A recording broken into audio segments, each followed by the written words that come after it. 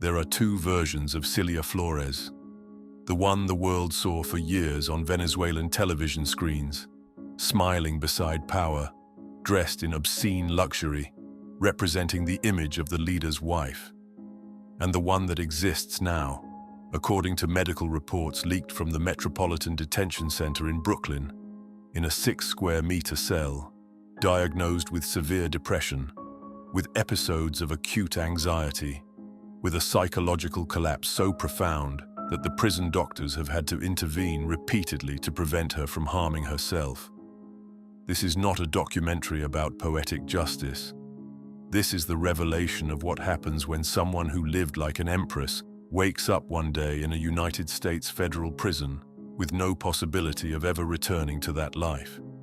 This is the medical record of the collapse, the clinical documentation of how a woman who accumulated millions while her people died of hunger now faces each day not knowing whether she will psychologically survive the next hour. How severe can the depression be of someone who lost everything overnight? How many panic episodes can a woman have who went from owning 60 Hermes bags valued in the millions to not being able to choose even the clothes she wears? What do forensic psychiatrists say about the mental state of someone who stole the future of millions and now faces the rest of her life between four walls? And how is it possible that the same doctors who document her suffering also have in their files the figures of how many Venezuelans died from lack of medications that she could have bought with the money from a single bag? Can the human brain process the fall from absolute power to total powerlessness without breaking completely? And what does the word depression really mean when applied to someone whose decisions caused mass depression in millions? Today, you are going to learn the answers to all those questions. And I warn you from now that what you are about to hear is going to change the way you understand the psychological price of power and the fall. I am going to reveal 5 documented aspects of Cilia Flores's mental collapse in prison. First, the initial medical diagnoses, the ones the MDC psychiatrists established in the first weeks after her capture. Major depression with melancholic features, generalized anxiety disorder, possible indicators of post-traumatic stress disorder. Second, the critical episodes, the crises that have required emergency intervention, the moments in which the medical staff has had to act to prevent Cilia from hurting herself, the nights in which the guards have found evidence of self-destructive behavior. Third, the pharmacological treatment, the medications the doctors have prescribed her, next-generation antidepressants that in Venezuela did not exist in any public hospital, anxiolytics that Venezuelan mothers were never able to get for their children with panic crises. Fourth, the forensic psychiatrists' reports, the evaluations being used in the judicial process, the conclusions about her mental state and her capacity to face trial. And fifth, the brutal contrast, what the doctors document about her current suffering versus what she ignored about the suffering of the Venezuelan people for years. I will let you know when each revelation arrives. If you leave before the end, you miss the fifth. And the fifth is the one that explains exactly why Cilia Flores' psychological collapse is a perfect mirror of what she and her husband did to Venezuela. Subscribe if you want to understand how absolute power collects its price when it is finally lost, because this story has leaked medical records, has testimonies from prison staff, has psychiatric evaluations that will be presented in court, and has something that Cilia Flores never imagined the world would know: the complete inventory of her mental collapse documented by the same professionals who treat the most dangerous prisoners in the United States. Let's begin. The first revelation is about the initial medical diagnoses. On January 3rd, 2026, when Cilia Flores was processed at the Metropolitan Detention Center in Brooklyn, the standard protocol required a complete medical and psychological evaluation. All federal detainees go through that process. It is routine. The prison doctors have evaluated drug traffickers, terrorists, serial killers. They have seen everything. But according to sources close to the MDC medical staff, who spoke under condition of anonymity, what they found in Cilia Flores from the very first day left them concerned. The initial psychiatric evaluation, conducted within the first 72 hours of her admission, recorded signs of acute depression. It was not simply sadness. It was not merely the shock of having been captured. It was something deeper, more structural, more concerning. According to the standard psychiatric protocol used in federal institutions, the evaluators identified symptoms compatible with major depression, inability to experience pleasure in any activity, severe sleep disturbances, loss of appetite, extreme fatigue, difficulty concentrating, and what psychiatrists describe as persistent negative ideation. The notes from that evaluation, which according to journalistic reports based on leaks have circulated among lawyers familiar with the case, describe a woman in a state of profound shock who answered questions with monosyllables or simply did not answer, who stared into the void for entire minutes, who, when the doctors asked how she felt, simply shook her head without being able to articulate words. The psychiatrists noted that her responses, when she could finally speak, were slow, with long pauses between words, as if the very process of thinking and communicating required an effort she could barely sustain. The contrast with who Cilia Flores had been just days before was brutal. The woman who had appeared on Venezuelan television for years with a dominant presence, with unshakable confidence, with that way of looking at cameras that conveyed absolute control, was now a hunched figure with a lost gaze, incapable of sustaining a coherent conversation for more than 2 minutes. The guards who processed her reported that she moved slowly, that she seemed disoriented, that at various moments she had to be physically guided because she did not respond to verbal instructions. The doctors also documented physical signs of deterioration. Cilia had arrived at the MDC with visible injuries from the capture, contusions to her ribs, minor lacerations on her forehead. But what most concerned the medical team were not those physical injuries, but the general state of a person who seemed to have switched off completely, as if something fundamental inside her had broken, in a way that the doctors recognized as characteristic of severe psychological collapses. Her blood pressure was elevated. Her heart rate was irregular. She had lost weight noticeably even in the few days from her capture to her arrival at the MDC. The evaluation recommended intensive psychiatric follow-up. That meant Cilia would be monitored more frequently than other inmates, that she would have access to regular sessions with the prison psychiatrists, that her condition would be systematically documented to detect any signal of additional deterioration that could represent a risk. The protocol established checks every 4 hours during the first weeks, something that is normally reserved for high-risk cases. But there is something I need you to understand about that moment. While American doctors carefully evaluated Cilia Flores's mental state to ensure she received adequate treatment, in Venezuela, public psychiatric hospitals operated without the most basic medications. Patients with severe depression in Venezuelan institutions received no treatment because there were no antidepressants available. People with acute anxiety disorders suffered without access to anxiolytics because the pharmacies were empty. Venezuelan mothers with postpartum depression received no help because the country's mental health system had completely collapsed. The psychiatric hospital of Caracas, which was once a reference point in Latin America, operated according to reports from human rights organizations with less than 10% of the necessary medications. Hospitalized patients went days without receiving their doses because there was simply nothing to give them.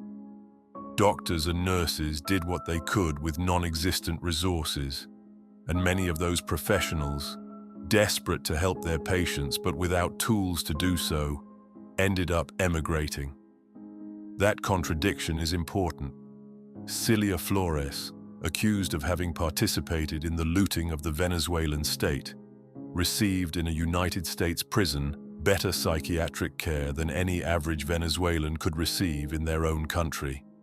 The medications the MDC doctors prescribed to Cilia in her first week were valued at more than a Venezuelan family could earn in a month.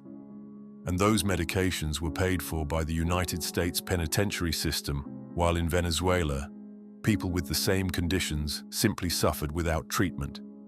A Venezuelan nurse who worked in the mental health system for years before emigrating spoke with international media about what it meant to work without resources. She described having to choose which patients received the few available medications. She described seeing people in crisis without being able to do anything because there was nothing to treat them with. She described the moral weight of knowing that in other countries, those same conditions were treated effectively, while she watched her patients suffer without being able to help them.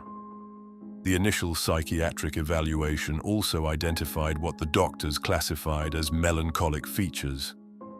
That is a technical term used in psychiatry to describe a specific subtype of major depression that includes symptoms such as total inability to experience pleasure, worsening of symptoms in the morning hours, early awakening 2 or more hours before usual, significant weight loss, and what the psychiatric manuals describe as excessive or inappropriate guilt. That last symptom is particularly interesting. Excessive guilt. The psychiatrists documented that Cilia showed signs of processing something more than simply the shock of capture. There were moments, according to the leaked notes, in which she repeated phrases that the doctors interpreted as expressions of guilt.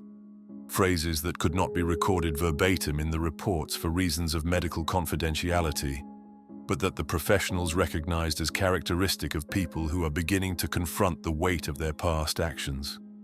The doctors noted that when Cilia spoke, she occasionally mentioned Venezuela. She mentioned the people, not in political or defensive terms as she would have done in her years of power, but with what the psychiatrists interpreted as an emerging understanding of the magnitude of what had occurred. It is difficult to determine whether that understanding was genuine or simply part of the process of adjusting to her new reality. The psychiatrists documented the observations without making definitive judgments about her internal motivations. That leads us to a question that forensic psychiatrists will eventually have to answer. Does Cilia Flores's mental collapse include a genuine component of moral confrontation with what she did? Or is it simply the result of the shock of having lost power and luxury? The difference matters. The difference defines whether what Cilia is experiencing is real repentance or simply regret at having been captured. Forensic psychiatry manuals distinguish between genuine remorse, which implies a real understanding of the harm caused to others, and self-pity, which centers on the negative consequences for oneself. The doctors also documented generalized anxiety disorder. That means persistent anxiety that is not limited to specific situations but permeates everything. Cilia reported, according to the evaluations, a constant sense of threat, that something terrible was about to happen, that she was not safe, that she could not relax for even a moment. Her hands trembled, her breathing accelerated without apparent reason. She had episodes of tachycardia that required medical evaluation to rule out cardiac problems. The doctors performed electrocardiograms to ensure that the symptoms were of psychological rather than cardiac origin. The results showed that her heart was physically healthy, but the tachycardia episodes continued, confirming that they were manifestations of severe anxiety. That type of physical symptoms of psychiatric conditions is common and well documented in the medical literature.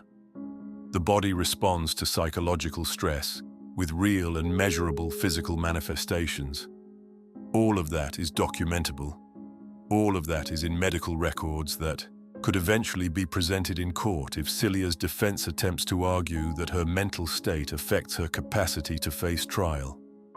Defense lawyers in cases of this type frequently use medical documentation to argue for adaptations in the judicial process, or, in extreme cases, for incompetence to face trial.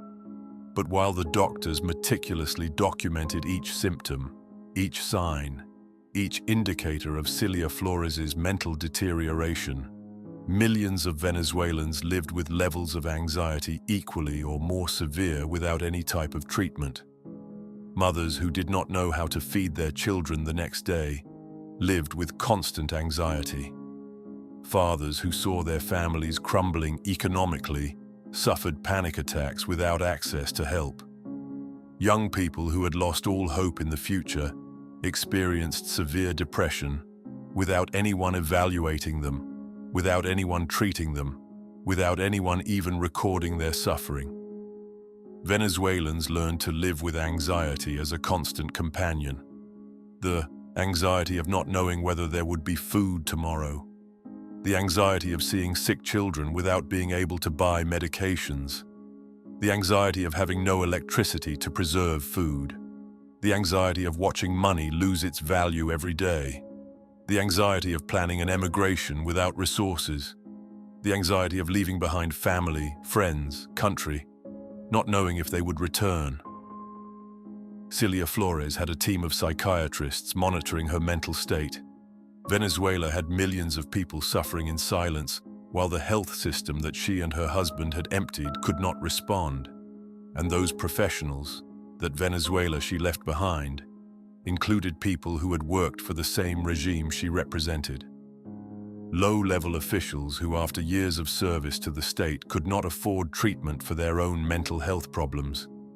Public workers who had believed in the revolution and who ended up as impoverished as everyone else. The episodes of Cilia also included, according to the leaks, moments of dissociation. That is another technical psychiatric term that describes situations in which a person disconnects from present reality. The guards reported finding her sitting in her cell, staring at the wall, not responding when they spoke to her. She was not asleep. She was not deliberately ignoring them. She simply was not mentally present. There was something in her mind that took her to a place where the guard's words did not reach. Her eyes were open but empty. She did not blink with normal frequency. She did not react to sounds or movements. The psychiatrists identified that as possible dissociation related to trauma.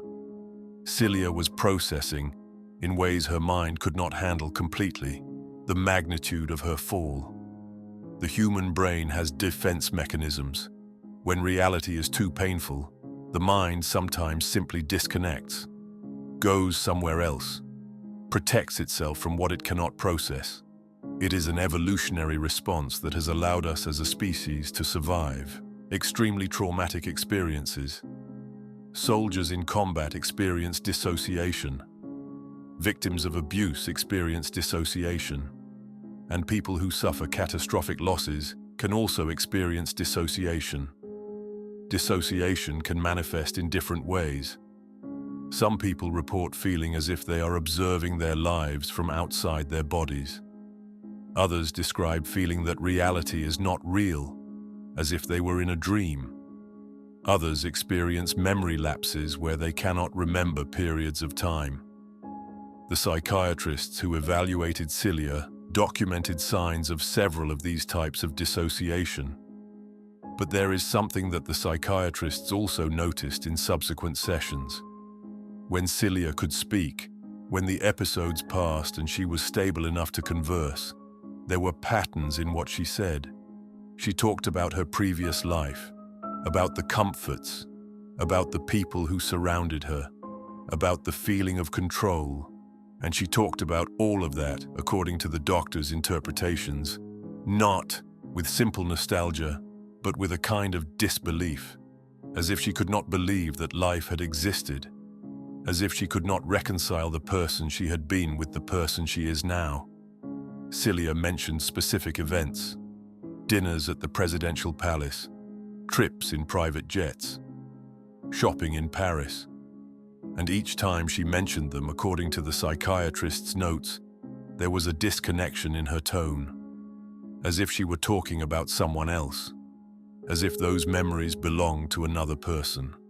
The psychiatrists recognized that pattern as an attempt by the mind to protect itself from the pain of loss by creating psychological distance between the past and the present. That fragmentation of identity is also something the psychiatrists recognize. When someone experiences a fall so dramatic, so abrupt, so total, the mind struggles to integrate both versions of reality. How can it be the same person who lived in palaces and the one who now lives in a cell? How can it be the same person who bought bags worth $300,000 and the one who now wears a prison uniform she did not choose? How can it be the same person who dined with dictators and the one who now eats from plastic trays without being able to choose the menu? The psychiatrists work with that. They try to help Cilia process that transition, but it is not voluntary therapy designed for her long-term well-being. It is crisis intervention designed to keep her stable long enough to face the judicial process that will determine her future. There is a fundamental difference between genuine therapeutic treatment and stabilization for legal purposes. The MDC doctors are doing the latter.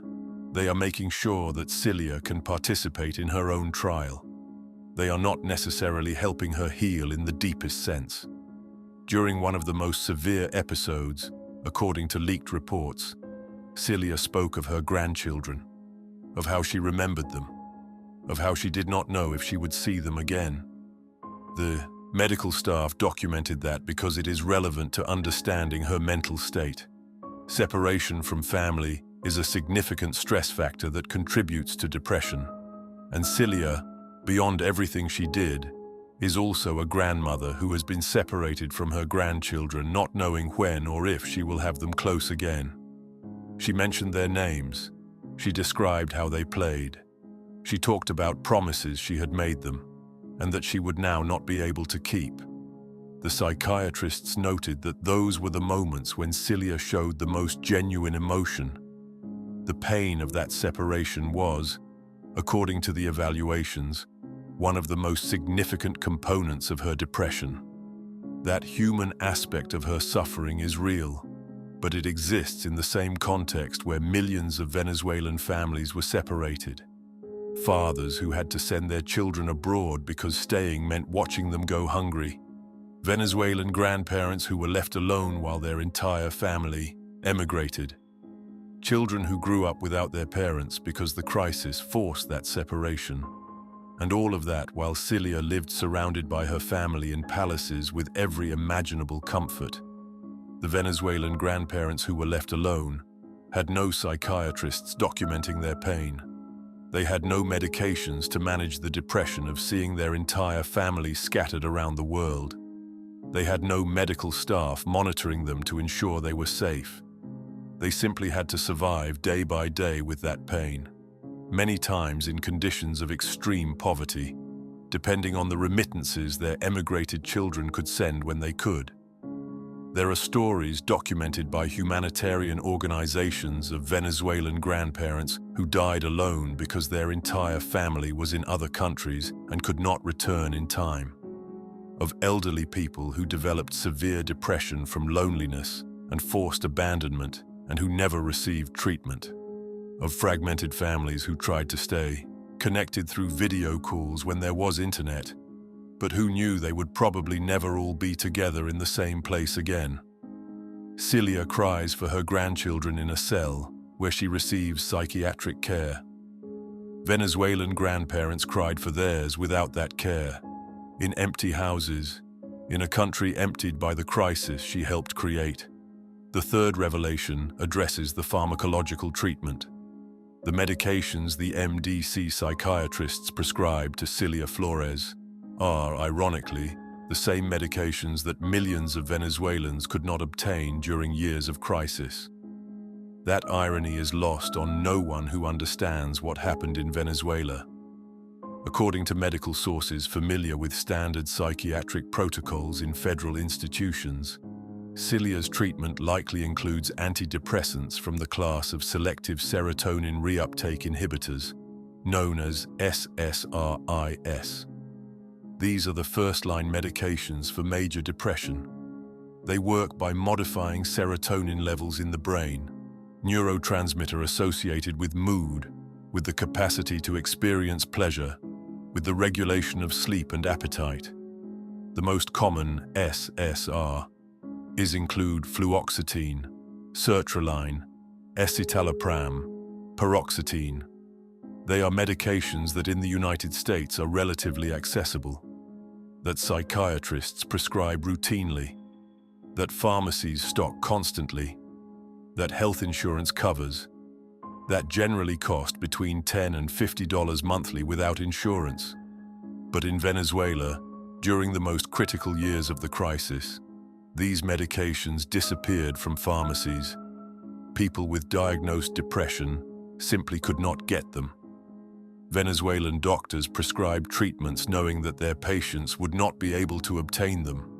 Families desperately searched the black market for medications that, when they appeared, cost more than they could pay. A box of 20 sertraline tablets, which should last less than a month, reached a price on the Venezuelan black market equivalent to several months of minimum wage.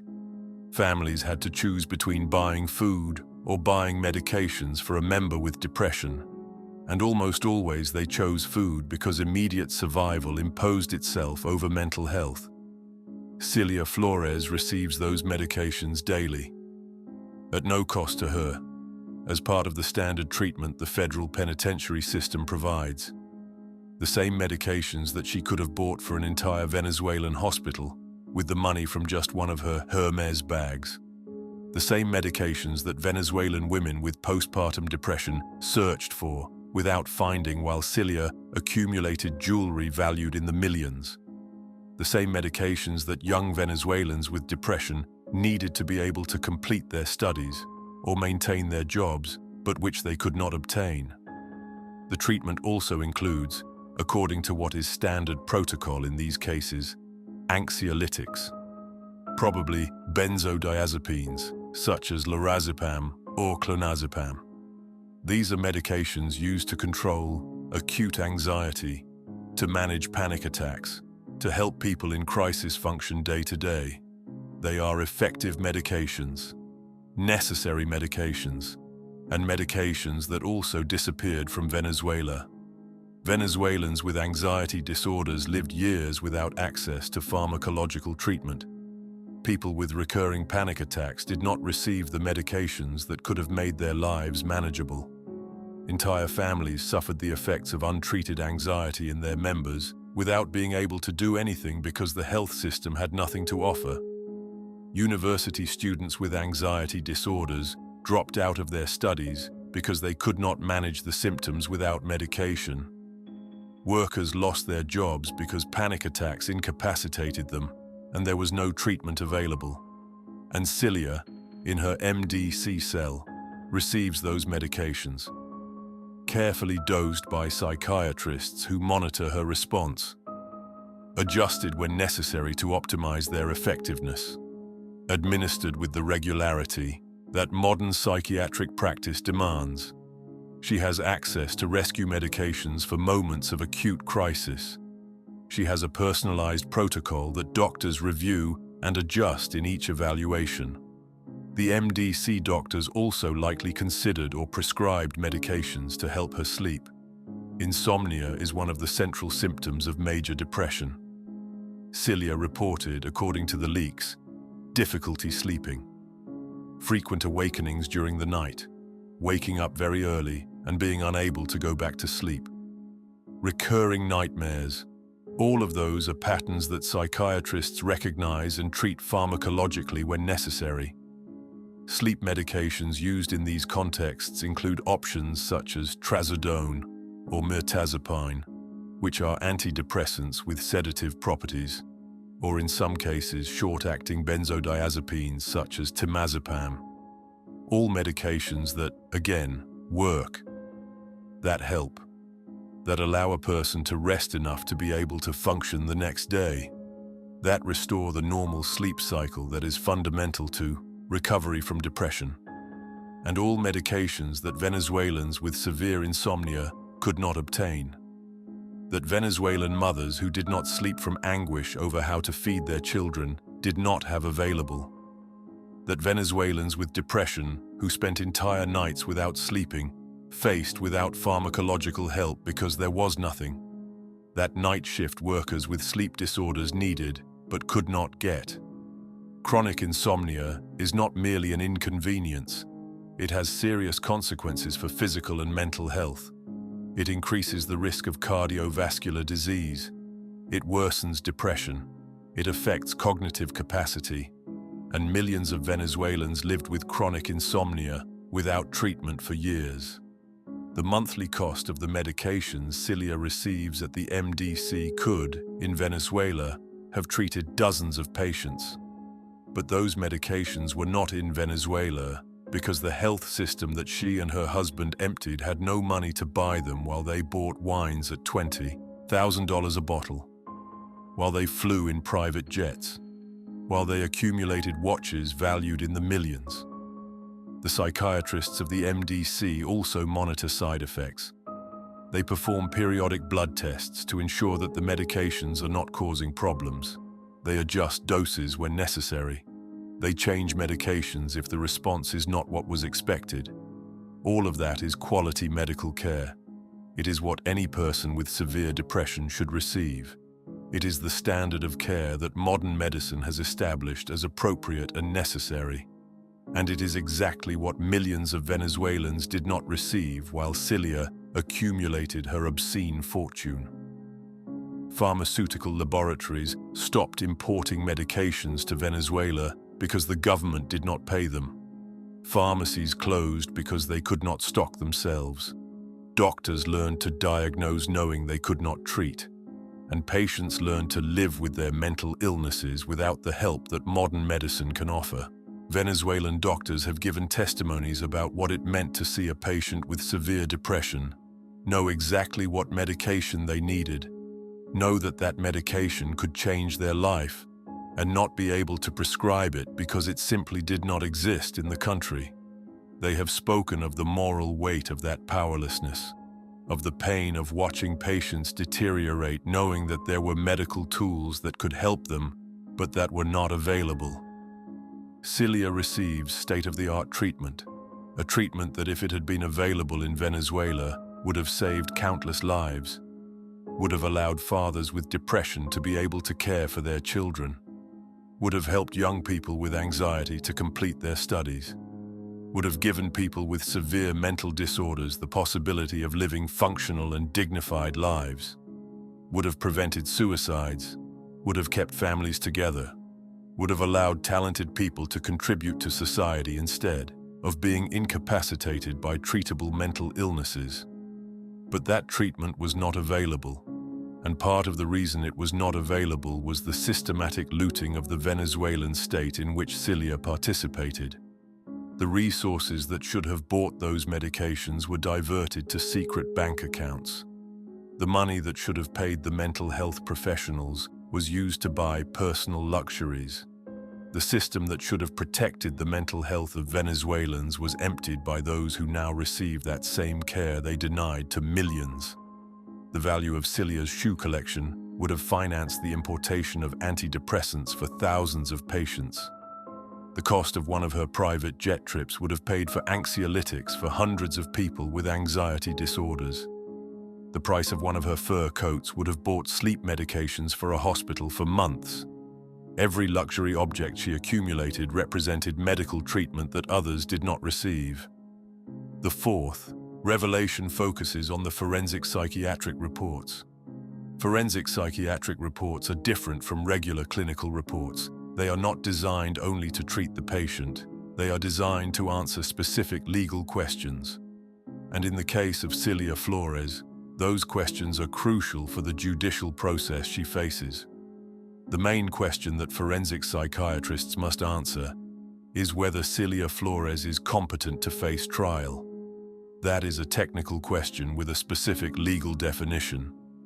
Competence to face trial means that the person understands the charges she faces, understands the judicial process, can communicate with her lawyers effectively, and can participate rationally in her own defense. It does not mean that the person has to be completely mentally healthy.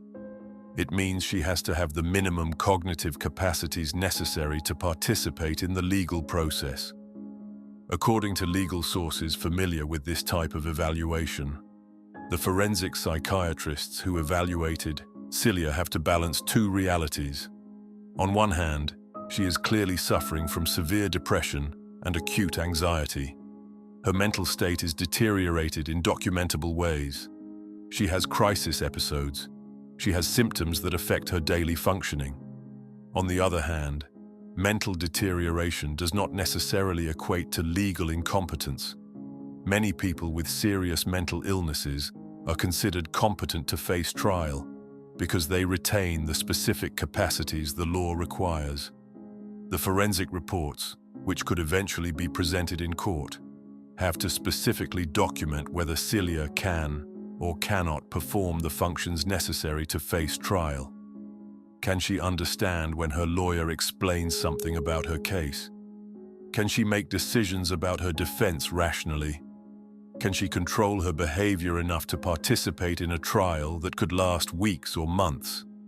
Can she communicate relevant information to her lawyers? Can she understand the consequences of different legal decisions?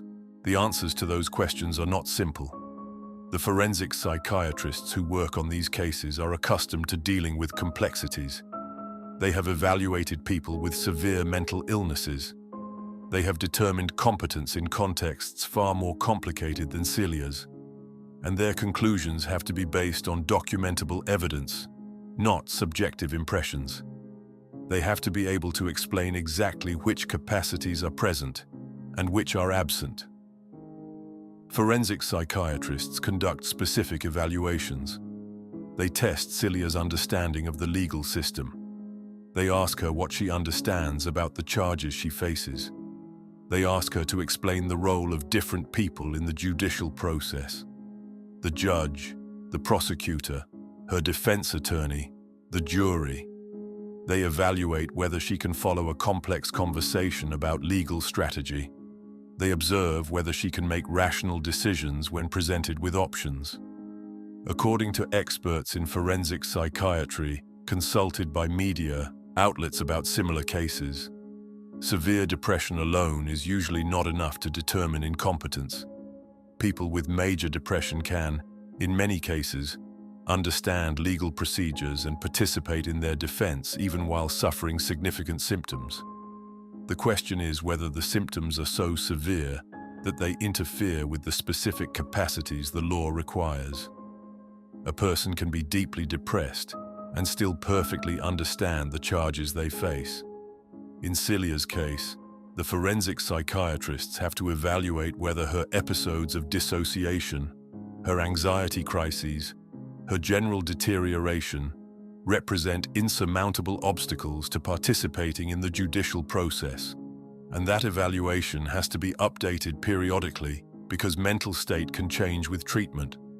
A person who is not competent today could be in 3 months with adequate treatment, and vice versa. A person who is competent today could deteriorate and lose that competence.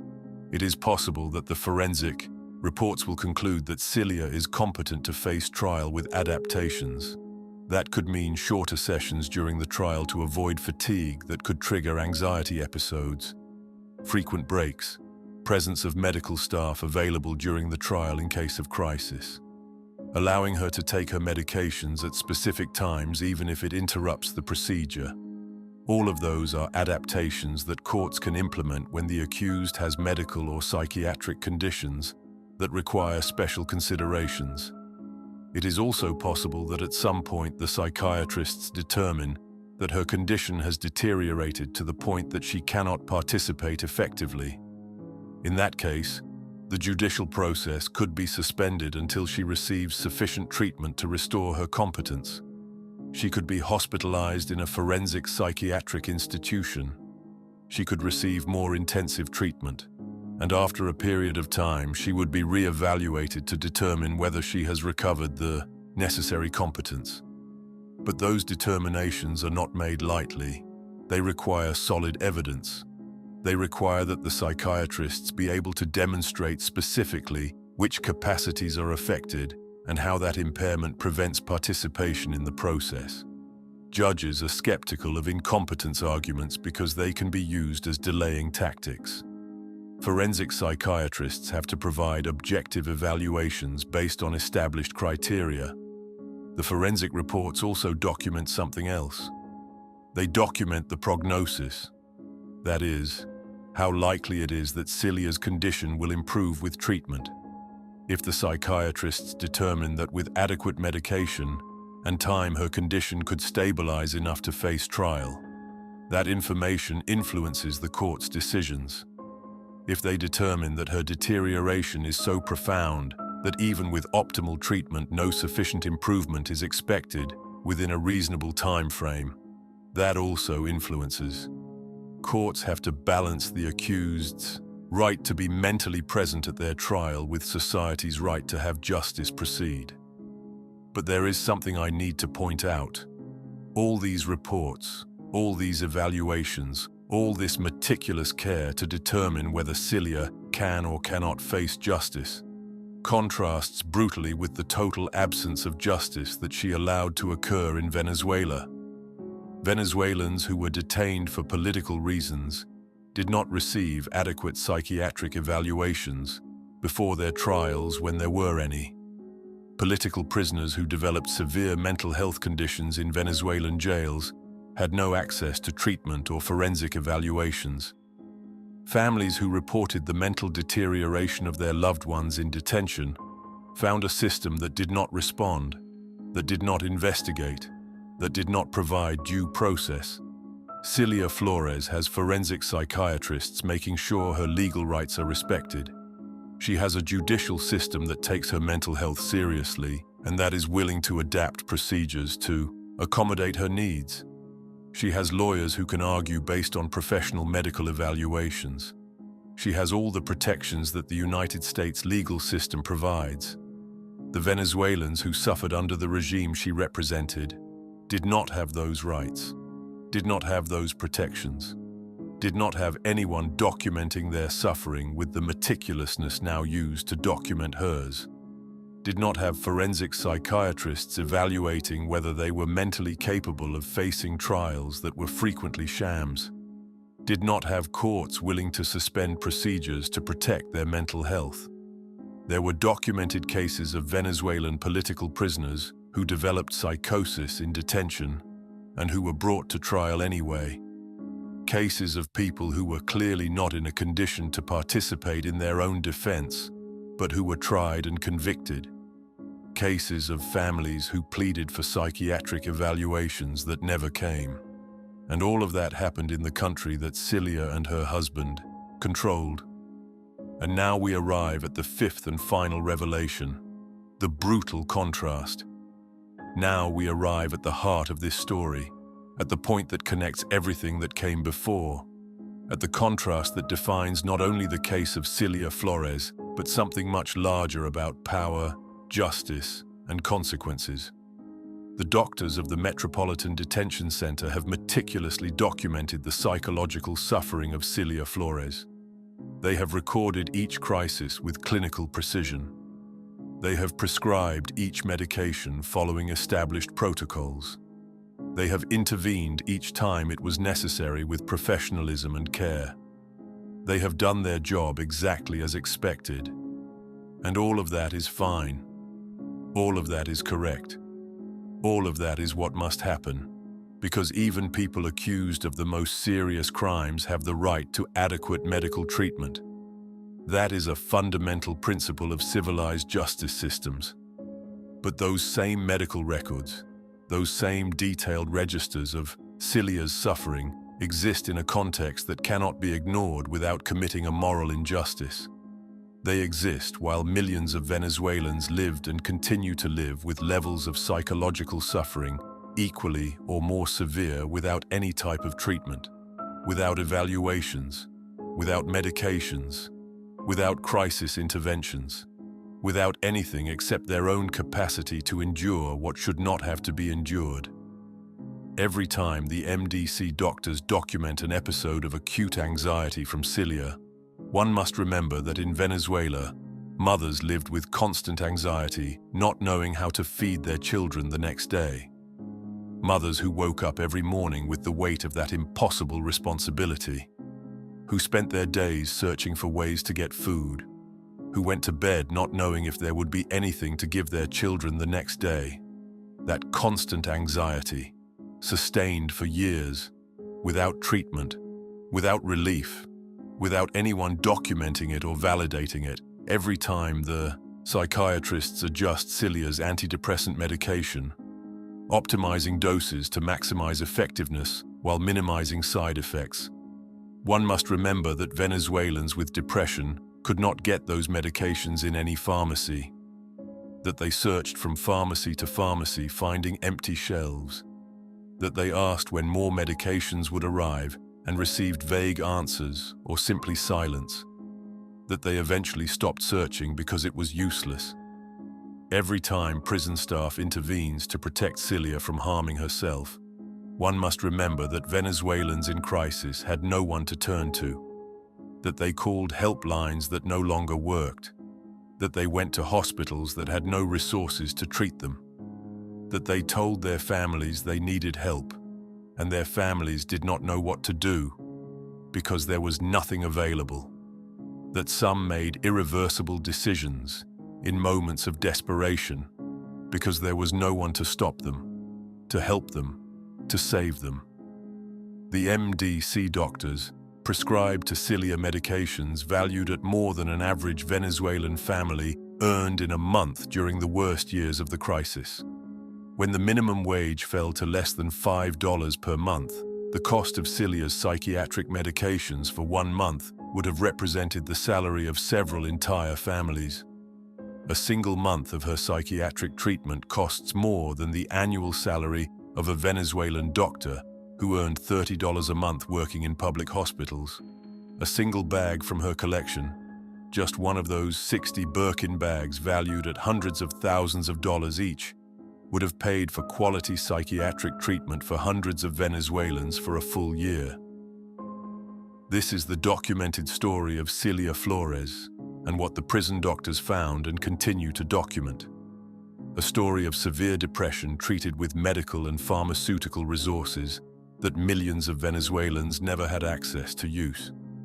A story of psychiatric crises documented with clinical meticulousness, while the crises of millions of Venezuelans passed without any record, without intervention, without treatment. A story of sophisticated pharmacological treatment that would have radically changed countless lives in Venezuela, but that is now used to stabilize someone who directly participated in making that treatment unavailable to her own people. The records are there in the MDC archives. The diagnoses are clinically clear and verifiable. Cilia's suffering is medically real and documented, but the context is historical and legally undeniable, and the contrast is moral and humanly brutal. And that also forms part of the historical record. It is also part of the documented truth that will survive beyond any judicial process. It is also part of the story that the world needs to know and remember. Subscribe if you want to follow this story as it continues to develop in the courts and in the headlines. Because the psychiatric evaluations will continue month after month. The trial will eventually occur when the prosecutors and the defense are ready. And each phase of this legal process will reveal more layers about what it truly means to face consequences after years of apparently unlimited impunity. About what happens when absolute power finally ends abruptly. And about how the individual suffering of someone who held all the power, however severe and real that suffering may be, can never mathematically or morally balance the massive collective harm caused by someone who chose to use that power to systematically destroy rather than responsibly build.